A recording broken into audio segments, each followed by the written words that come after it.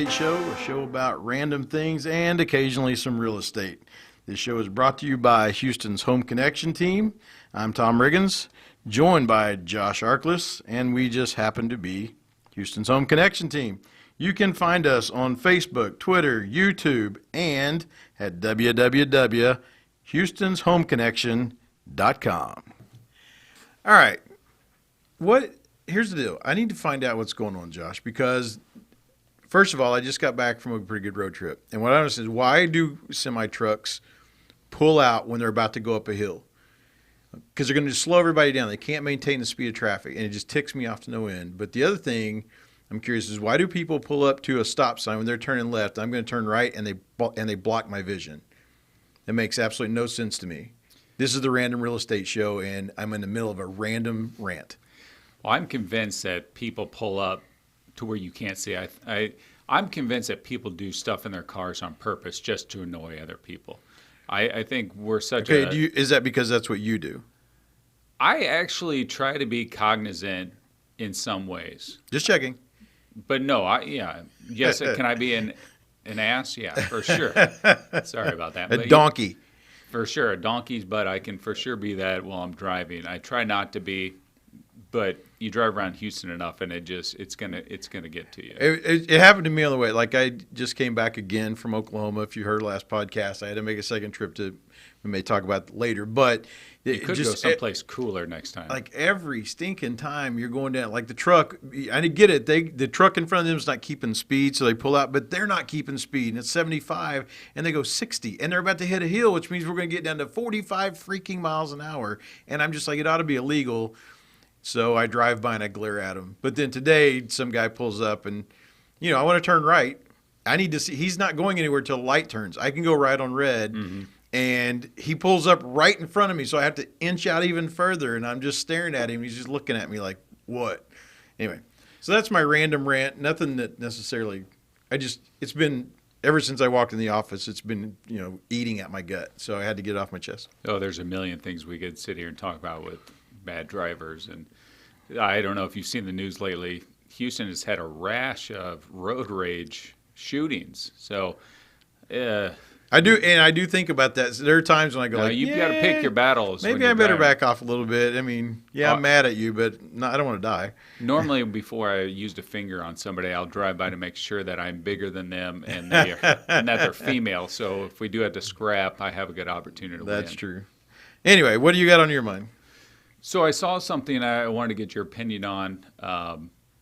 Not really real estate related, but it was a survey that they did between 8-year-olds and 12-year-olds. And when you're an 8 and 12-year-old, you have no idea what you want to be. And most people are probably saying they want to be a firefighter, or I think my kids, when they were around that age, one wanted to be a babysitter or whatever. But so they did a survey between ages 8 to 12. With kids in the U.S., the U.K., and China. And part of this was the 50th anniversary of the Apollo 11 mission. So during this poll, they had some crazy results. And the results were, for the U.K., there was 56% of the kids in the U.K. wanted to be a vlogger. So are you familiar with what vlogging is? It's used to be you were a blogger, yes. And now a vlogger is somebody who does blogging but with video. Kind of like what we're doing right now in the middle of this podcast. We're vlogging our podcast. Yeah. So vlogging, can be a podcast filmed. It can, go out and about and somebody's filming themselves walking the streets or whatever. Lick ice cream. Oh, God. Yeah. Sorry. Yeah. Okay, sorry. I sidetracked you completely. You did. I suppose you could circumvent that as a vlogger, YouTuber. So 56% of the kids in the UK and in the United States chose to be a vlogger or a YouTuber. Okay? So the aspirations are really high right now. Right. To where their careers are going to be. Now, the kids in China, they said that they wanted to be an astronaut. So my question to you is, where are we with kids in America to where we have, granted, 8 to 12, nobody knows what they want to do. Right. Very few, I should say, unless you're really on a straight edge mission. But where are we when they want to be YouTubers and vloggers, and that's their choice? That's their top choice. Yeah, I mean, okay. I think part of it is where you and I maybe as an older generation, and I know I'm older than you, but we're in it. To us that seems a little bit like, okay,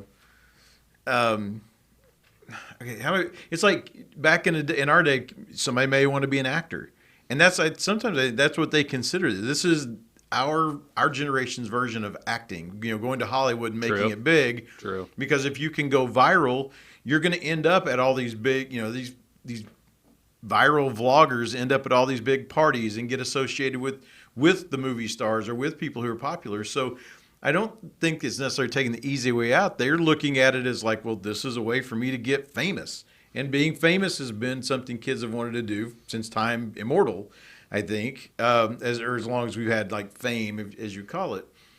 I think you hit the nail on the head right there with fame. Yeah, I think it all revolves around being famous. I don't think it's a matter of like going, oh, they want the easy way out. They want fame, and that's people have wanted fame for forever.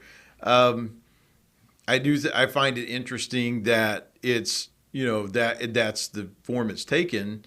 Now, I mean, I know your daughter is going to college to play lacrosse. Your middle daughter plays lacrosse. My youngest, he's swears he's going to be in the NFL someday, and I'm not going to say he's not.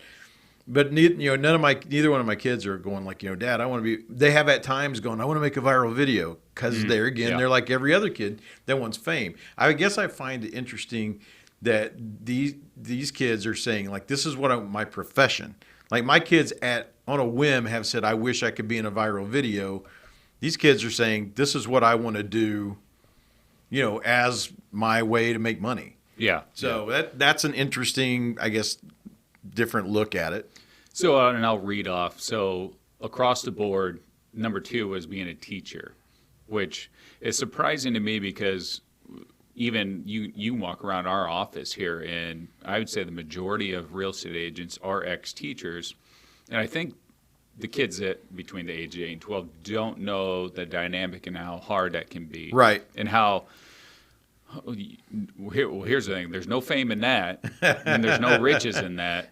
And a lot of times there's no credit in that. And so, well, a lot of times some of the people who maybe they even cling to outside their parents are their teachers. Yeah. So they're seeing that. And I can remember my mom taught for 23 years. And anytime somebody, some young person was going like, I'm going to be a teacher, she's like, why don't we sit and talk about that first? Yeah. Oh, yeah, for sure. And then, so musician was number 3 for China, United Kingdom, and United States had professional athlete, that's actor, professional athlete. They probably was 1 and 1A in the past. And and I'm almost curious with the whole thing with the astronaut, because then you'd almost have to say like, why do you want to be an astronaut? Do you really explore space, or do you want the fame and glory that comes with being an astronaut? We're not the same as where we've got them going down the ticker tape parade in New York now whenever somebody does something. But I'm just curious whether if being an astronaut is like driven to explore or by, once again, the fame. So let's take this a bit further, and let me get your opinion. Okay. Do you think when somebody comes from a different country over to the United States that they have a different work ethic to succeed, or do you think that they've seen hardships? Because so Gary V. I don't know if you guys know Gary Vaynerchuk. Viral guy like you wouldn't believe. But anyways, I forget where he came from, but his family was from a different country, Russia or Yugoslavia or something like that. And he will say that if you were born in the United States, that you won the lottery already. So do you think when kids or even adults come from other countries, do they feel like this is their lottery, this is their win, and they have to? Do you think they have to make it, or because they're scared to go back, or what's your take on that? Because God knows that most Americans take living in America and being a citizen for granted. Right. Yeah, I don't know. Like my brother has lived he's lived in Papua New Guinea. He's lived in Johannesburg. Before he was married, he's lived in, tons of places. Now they live in Manila. And he has seen, I mean, Papua New Guinea maybe is different. That's almost like not even third world. That's just, that's a primitive. But like Manila, there are people there that you can go from the richest of rich down to what we would not even consider here. I know it's bad, but like there's some places there that are bad. Or I know people have gone to India and you get some really crazy stuff there. Absolutely. So yeah, I definitely think people who are coming out of whatever may be the worst part of their country, and if they come here, the desire to make it so they don't have to go back to that because they've seen what the worst can be versus, somebody comes over here from a rich family in Manila. I don't know. They come over here going, I got to go to America and make it and stay home and make it. They just may come here and go, okay, I'm going to do it somewhere different. But I don't think there's the same drive as if, there's no net. There's nothing to fall back on. It's like, if I don't make this, I know what's back there, and it's nothing good. So do you think that we have provided too big of a net to fail? Maybe not to fail, but to not work hard because the government has your back? Sort of, and I wouldn't even say government. I mean, I look at my dad. My dad grew up a cotton farmer's kid. He was literally the only reason he was born is my grandpa wanted free labor, and the story goes my grandpa would pull him out of school, and he could care less if he graduated. He's like, I need the crops picked, and if you don't graduate, I don't care. So I think as a society we've put too big of a net. Not that you should go to that deal, but when my dad left and went to college, he may be the only one of 10 kids who went to college, if not maybe one or two of my other aunts did. He had no choice. There was no net. His father, they dropped him off. That's about as much as they did. They dropped him off and said, there you go.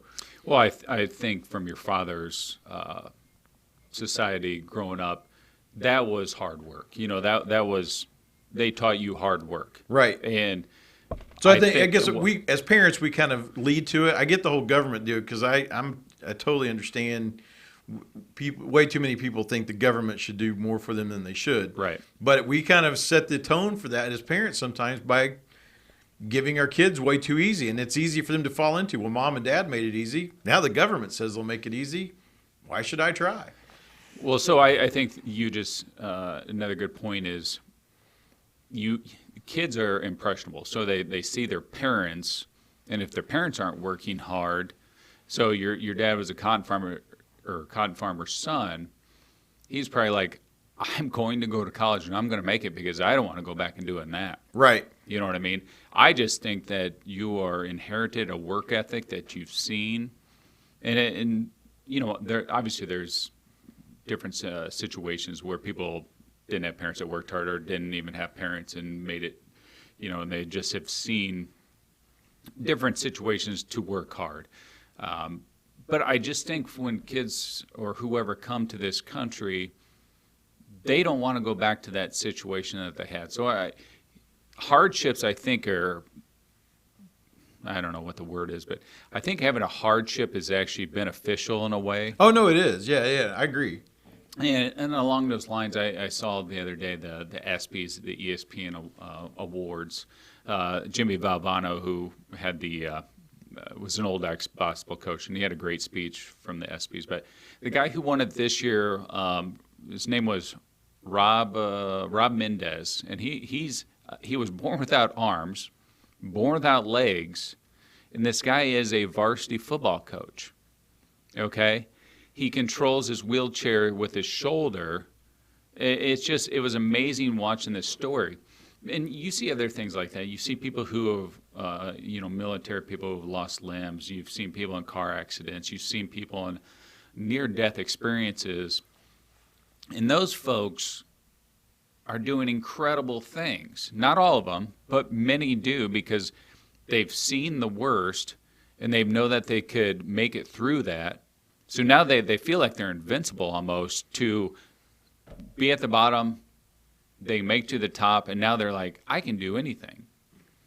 It's just amazing. This guy is really, if you ever want to know about him, you can go to ESPN and Robbie Mendez. Well, and I do think there's a certain so we go back to my son, and listen, I'm always amazed that your daughter's in a sport that I didn't even know existed. You may be one of the first people I ever met that was I knew what lacrosse was, but I didn't realize we had it here in Texas, and the drive that they've put into becoming good enough to get where they're at, and my youngest one, we don't make him get up in the mornings to go do CrossFit or go work out.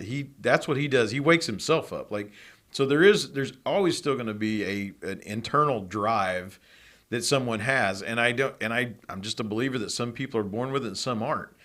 And if you're not, it doesn't mean that you're hosed. It just means if you're not, that's one more thing you have to overcome. Mm-hmm. The people you always look at some people and go, man, everything they do, they just seem to excel at it. Well, I know people who I'm like, there's no way they'll do good at that, and they've killed it because they chose to overcome the obstacle of I'm not good at this, but I'm going to make myself good. That guy may have been born with natural talent. Great for him. I wasn't. I'm going to have to overcome more than him, and they do. So it's still a choice that you make, to succeed or not succeed. Yeah, and that choice is always tough because, taking the easy way out is so much easier, and in many ways people will give themselves excuses. Well, I don't want to have $1 million, or I don't want to have that big house. Well, frankly, you probably do want it. You just don't want to do what you have to do to get it. And that's the tough part. And hey, I'm not sitting here trying to, preach to the choir here, because I have many days where the drive is not there. And finding that right niche of what you want to do that gives you that drive, that want to get up in the morning. Like your son goes to CrossFit, he's obviously got a want and a why he does it. My kids are a little different. One of them probably has more of a drive to do it. The others are. My wife and I actually had this discussion. Are we actually holding our kids back in a way by not forcing them into tougher situations just because they don't want to do it? Yeah. Well, and with a different place and time, I mean, you and I both have stories when we were kids of stuff we did. And it's not that I don't want my kids to do it. It's just I fear for them to do some of the stuff I did because we live in a world that's not like the one I grew up in.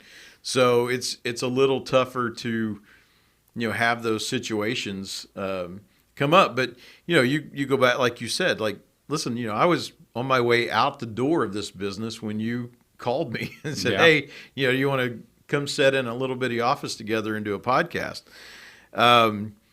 And I have to find the motivation still, as you well know, sometimes to want to get up and go do things.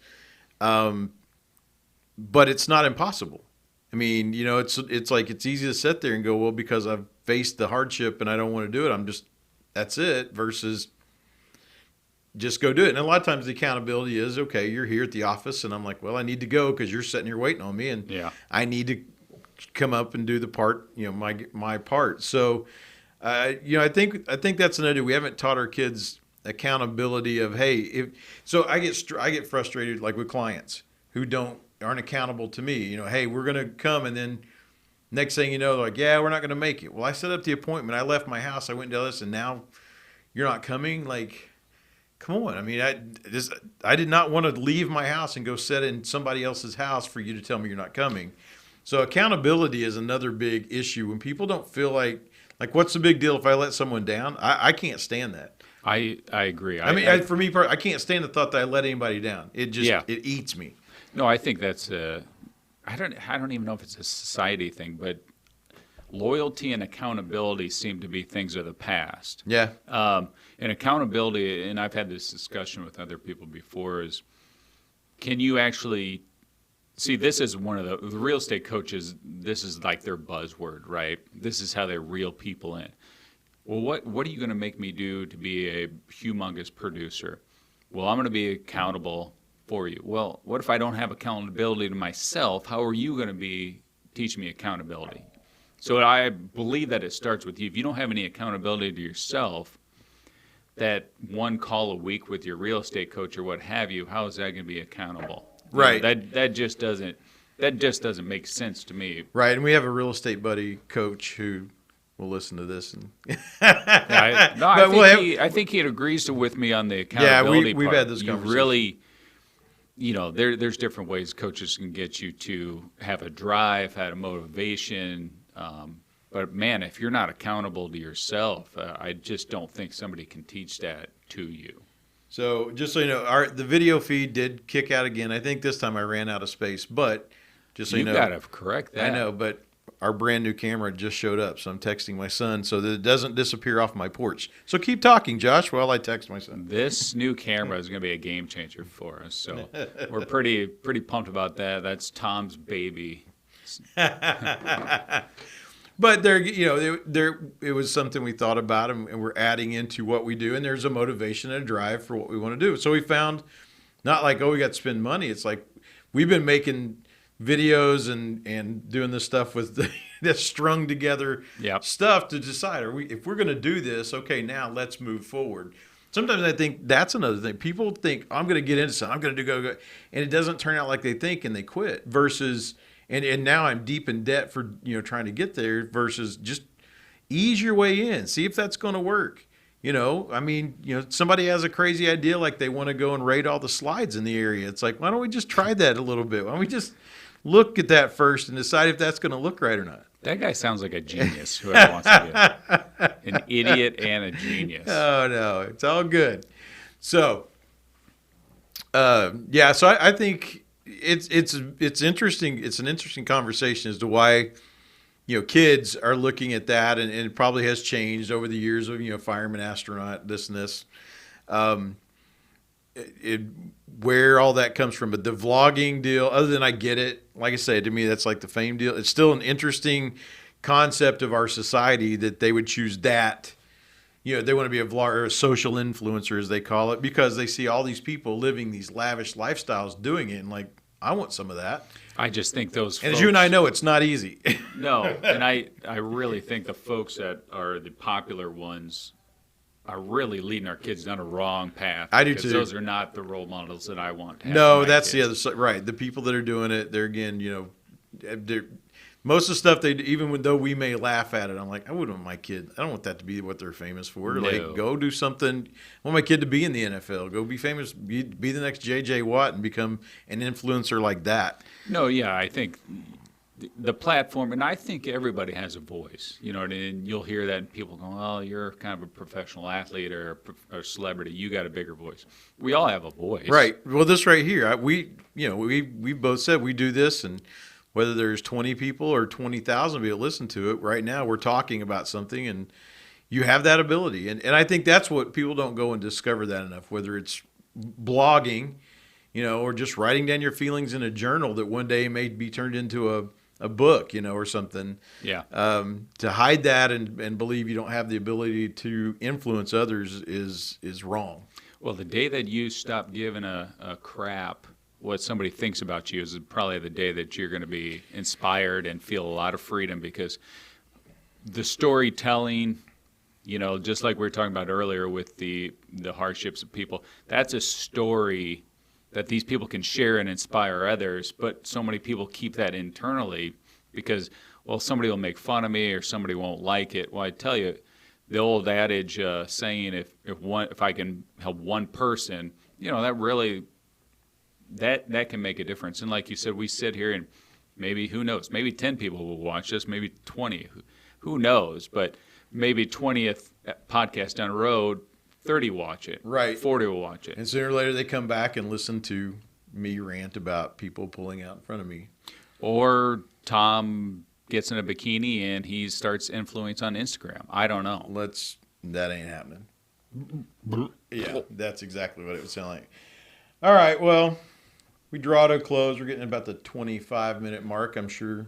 That's at this enough point, that's enough for everybody to listen to for a while. And Josh and I are going to go out and actually go list some houses this weekend. So we've got a couple that are under contract and sold. So since it is random and there's real estate, we are doing.